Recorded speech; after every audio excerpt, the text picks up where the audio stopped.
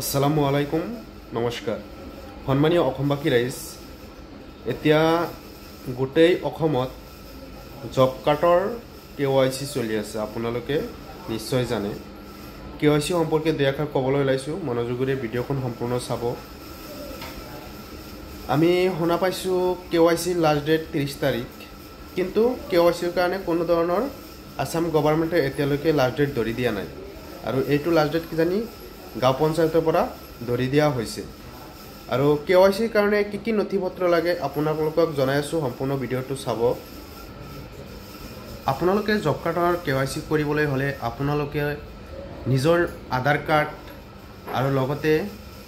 job card লৈ গ্ৰাম পঞ্চায়ত বা গাঁও পঞ্চায়ত অফিচত যাব লাগিব অফিচত গৈ আপুনি কেৱাইচি কৰিব পাৰিব আৰু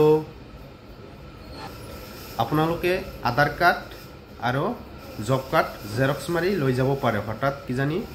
ৰাখি দিব পাৰে ভেৰিফিকেশনৰ কাৰণে আপোনালোকৰ গেটাৰ্থে মই গুগলৰ পৰা স্ক্ৰিনশ্বট মাৰি কপিখিনি ভিডিঅ' স্ক্ৰিনত দি দিছো চাই লব যদিও অসম চৰকাৰে এতিয়ালৈ কোনো ডেট ধৰি দিয়া নাই তথাপি আপোনালোকে গাঁও পঞ্চায়ত গৈ খবৰ লব গাঁও পঞ্চায়তৰ পৰা এটা ডেট দিয়া হয় আৰু সেই ডেট মতে আপোনালোকে কেৱাইচি খিনি কৰি লব যিমান পাৰে ভিডিঅটো শেয়াৰ কৰি দিব যাতে বেলেগে